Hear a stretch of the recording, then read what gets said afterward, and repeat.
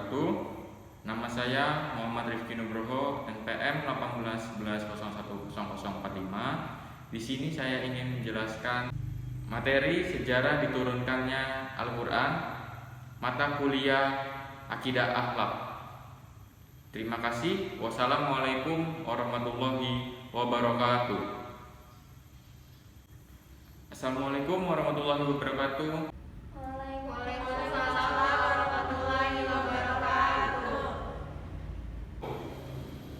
Sebelum kita memulai pelajaran untuk hari ini, kita berdoa terlebih dahulu ya.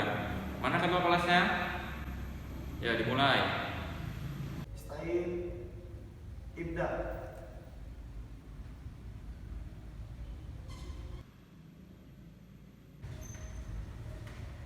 Kelas.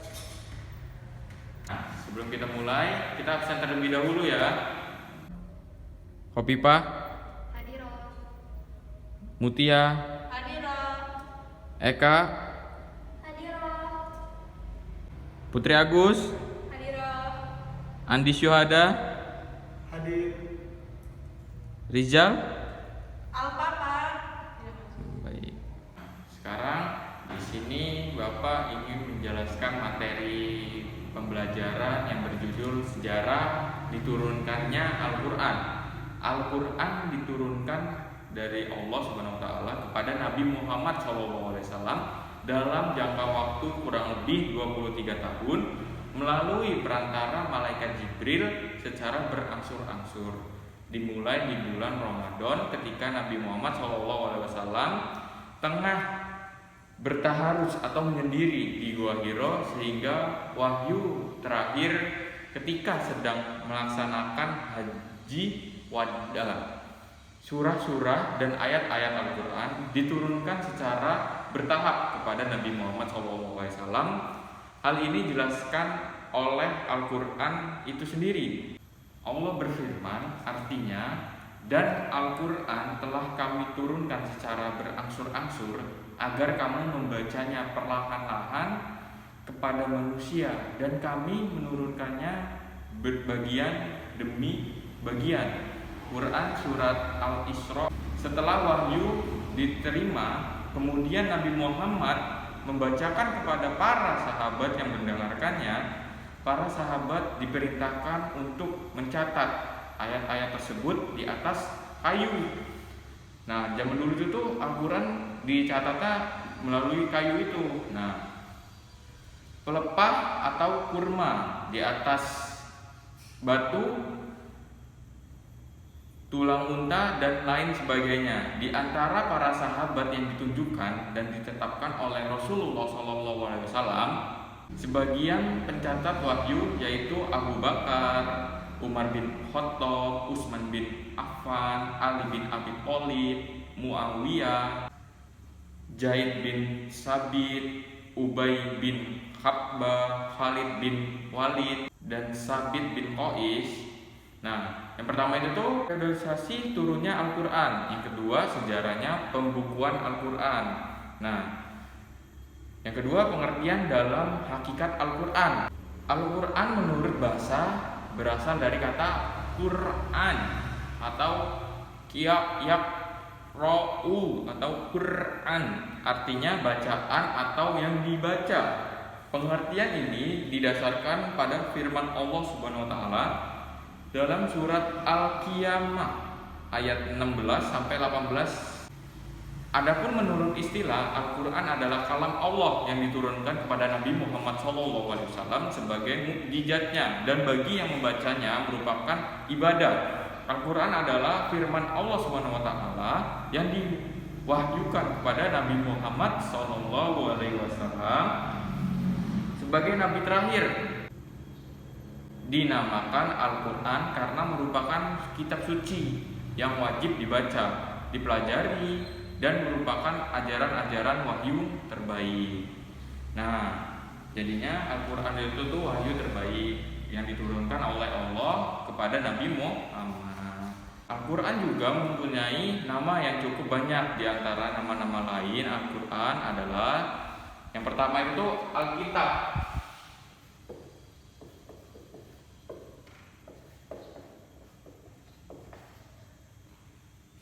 Alkitab. Alkitab berarti kitab atau buku. Nama ini diambil dari firman Allah Subhanahu wa taala. Nah, yang kedua ini Al-Furqan.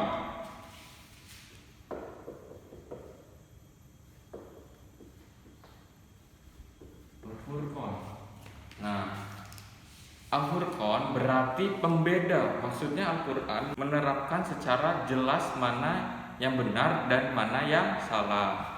Nama ini diambil dari firman Allah Subhanahu wa taala yang artinya Maha suci Allah yang telah menurunkan Al-Furqan atau Al-Qur'an kepada hambanya agar dia menjadi pemberi peringatan kepada seluruh alam. Quran surat Al-Furqan. Nah, yang ketiga itu tuh Az-Zikr.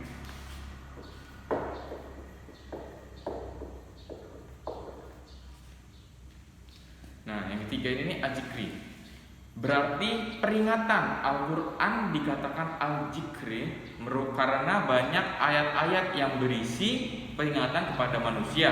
Nama ini diambil dari firman Allah Subhanahu wa taala yang artinya sesungguhnya kamilah yang menurunkan Al-Quran dan sesungguhnya kami benar-benar memeliharanya. Nah, yang keempat Al-Huda.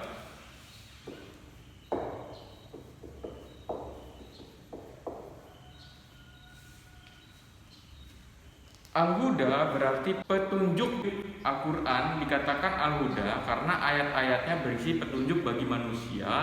Nama Al-Huda diambil dari firman Allah Subhanahu wa taala yang artinya bulan Ramadan, bulan yang di dalamnya diturunkan pemula Al-Quran sebagai petunjuk bagi manusia, dan penjelasan mengenai petunjuk itu dan pembeda atau antara yang hak dan yang batil. Quran surat Al-Baqarah ayat 185. Yang kelima An-Nur.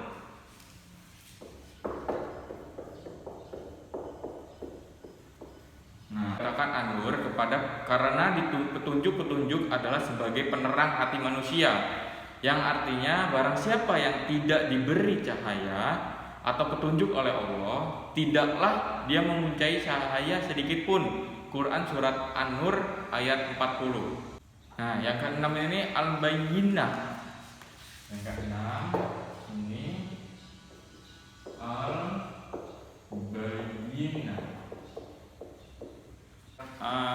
Keterangan Al-Quran yang dikatakan Al-Bayyinah karena ayatnya berisi beberapa keterangan atau penjelasan bagi suatu masalah. Nama ini diambil dari firman Allah Subhanahu wa taala yang artinya orang-orang kafir yakni ahli kitab dan orang-orang musyrik mengatakan bahwa mereka tidak akan meninggalkan agamanya sebelum datang kepada mereka bukti nyatanya. Quran surat Al-Bayyinah ayat 1. Selanjutnya itu bukti tentang kebenarannya Al-Quran.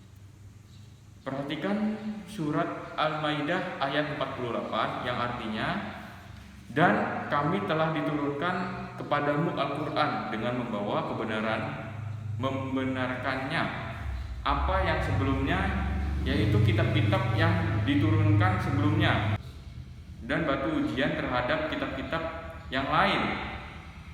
Itu untuk petunjukannya perkara mereka menurut apa yang Allah turunkan, dan janganlah kamu mengikuti hawa nafsu mereka dengan meninggalkan kebenaran yang telah datang kepadamu.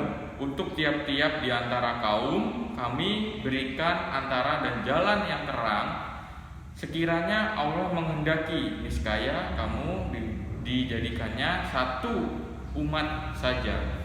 Tetapi Allah hendak menguji kamu terhadap pemberiannya kepadamu, maka berlomba-lombalah berbuat kebajikan. Hanya kepada Allah lah kembali kamu semuanya, lalu diberitahukannya kepadamu apa yang telah kamu perselisihkan. Quran surat Al-Maidah ayat 48. Ayat tersebut menunjukkan adanya bukti kebenaran Al-Quran yang ditentukan dalam tantangan yang sifatnya berharap, atau yang pertama menantang siapapun yang meragukannya untuk menyusun semacam Al-Quran secara keseluruhan. Baca Quran surat 34. Kedua, menantang mereka untuk menyusun 10 surah semacam Al-Quran. Nah, surat Al-Quran berisi 114 surah. Ketiga, menantang mereka untuk menyusun satu surah saja semacam Al-Quran. Dan yang keempat, menantang mereka untuk menyusun sesuatu seperti atau yang lebih kurang sama dengan satu surah dalam Al-Quran. Nah, seperti itu ya. Nah, yang keempat ini isi kandungannya Al-Quran.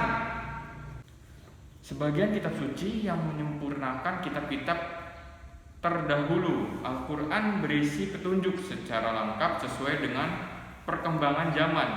Ajaran yang terkadang dalam Al-Quran sebagai besar meliputi yang pertama akidah. Yang pertama itu akidah.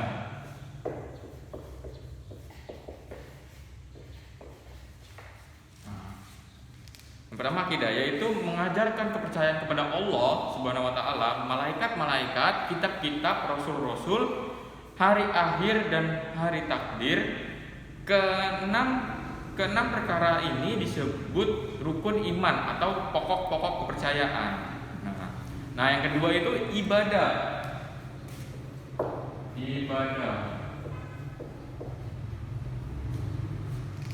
Nah, yang kedua ini ibadah, yakni mengajarkan cara-cara ibadah kepada Allah Subhanahu wa taala.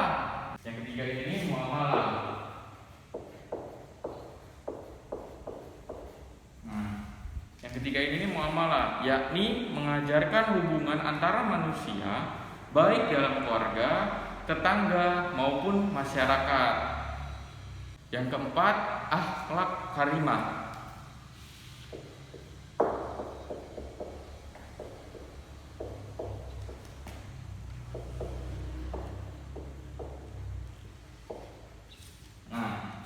Akhlak karimah yaitu budi pekerti yang mulia baik dengan anggota keluarga, masyarakat secara luas maupun dengan Allah Subhanahu wa taala sebagai penciptanya. Nah, yang kelima, tarik.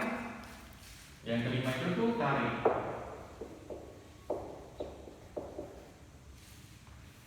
Yang kelima ini tahrik, yaitu menceritakan sejarah umat terdahulu untuk diambil pelajaran bagi umat sesudahnya. Yang keenam yaitu syariat. Yang keenam itu syariat. Nah, syariat yaitu mengajarkan tentang peraturan perundang-undangan secara menyeluruh yang berkaitan dengan ibadah, akidah, dan muamalah. Nah, jadinya seperti itu ya. Yang 6 ini. Nah, dari penelitian yang telah dilakukan menunjukkan bahwa lebih dari 60% ayat-ayat Al-Quran membicarakan alam semesta, sedangkan 40% lainnya membicarakan tentang akidah, ibadah, hukum, muamalah, tarik, akhlak, dan kisah teladan.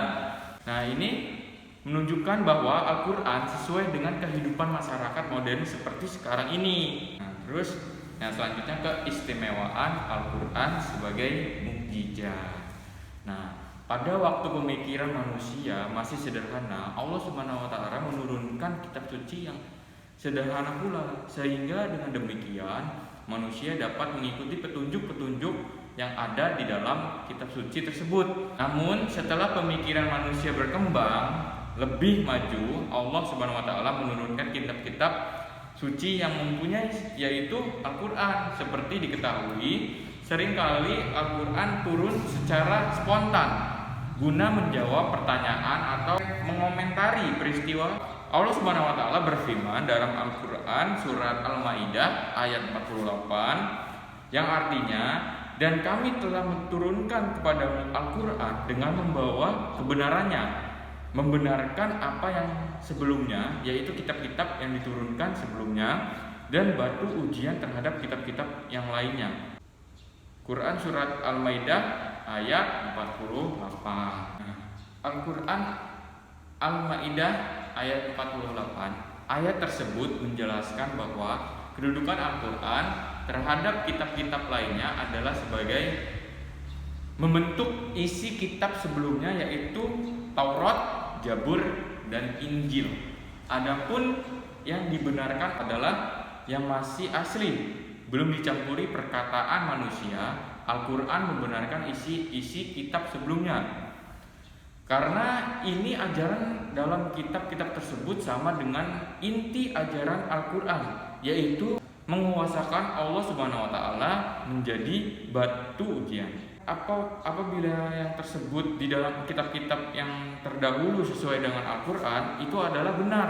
Sebaiknya apabila yang tersebut itu tidak sesuai dengan Al-Quran, itu salah. Al-Quran dikatakan sebagai penyempurna karena memiliki kelebihan dari kitab-kitab suci sebelumnya. Kelebihan kitab suci Al-Quran daripada kitab suci yang lainnya. Kelebihan Al-Quran yang pertama, kelebihan Al-Quran itu yang pertama dari segi keaslian Al-Quran.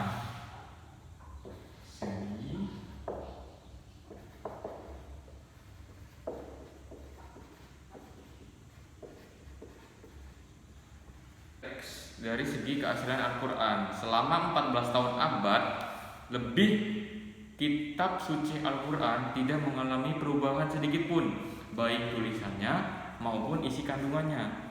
Keaslian Al-Quran telah ditegaskan oleh Allah Subhanahu wa Ta'ala dalam firman-Nya, yaitu sesungguhnya kamilah yang menurunkan Al-Quran dan sesungguhnya kami benar-benar memeliharanya. Quran surat Al-Hijr ayat 9. Yang kedua, segi isi kandungan Al-Quran. Segi isi kandungan Al-Quran.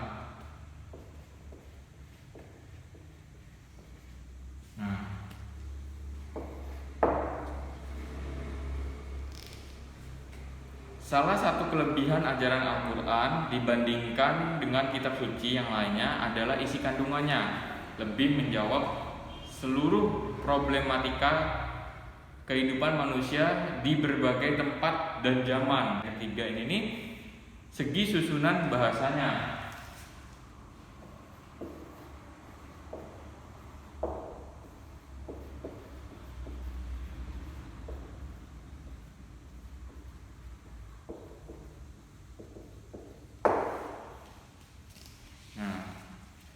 Al-Quran diturunkan dalam bahasa Arab, tetapi sangat berbeda dengan bahasa Arab pada umumnya. Bangsa Arab terkenal memiliki kemampuan bersyar'i sejak zaman dahulu. Mereka sering mengadakan lomba di pasar Uqadh. Meskipun demikian, tidak satupun penyair yang mampu menandingi bahasa Al-Quran. Setiap kali orang kafir Al-Quraisy mengurus seorang pemuda yang ahli syair untuk berdialog dengan Rasulullah SAW, pasti mengalami kegagalan. Bahkan mereka merasa kagum. Bahasa Al-Quran mempunyai nilai sastra yang tinggi, sehingga tidak ada yang sanggup untuk menandinginya. Keindahan bahasa Al-Quran hanya dapat dirasakan oleh orang-orang yang paham terhadap sastra Arab. Yang terakhir, hikmah diturunkannya Al-Quran. Sebelum Al-Quran diturunkan, masyarakat Arab hidup dalam kegelapan. Mereka juga disebut masyarakat jahiliyah karena tidak memiliki petunjuk dengan benar. Mereka banyak menyimpang dari agama tauhid yang telah diajarkan oleh nabi-nabi sebelumnya. Setelah Nabi Muhammad SAW diutus oleh Allah Subhanahu wa Ta'ala untuk menyampaikan Al-Quran sebagai petunjuk hidup yang benar. Sebagian mereka yang beriman dan sebagian ada yang menolak. Mereka yang semula menyembah berhala kemudian menyembah Allah Subhanahu wa Ta'ala dan mau mengikuti ajaran Islam. Dengan demikian, hikmah diturunkan Al-Quran untuk menuntun manusia ke jalan yang benar agar selama hidup dunia dan akhirat. Di akhir hayat, Allah mengatakan bahwa Dia Maha mengetahui secara detail semua yang dilakukan manusia. Tidak ada yang tersembunyi baginya. Dia akan memberi balasan yang adil sesuai dengan perbuatannya masing-masing. Tadi itu tuh sejarah gimana turunnya Al-Quran ya. Baik. Karena waktunya sudah habis, apakah ada yang ditanyakan? Tidak. Baik, kalau sudah paham, Bapak akhiri. Wassalamualaikum warahmatullahi wabarakatuh.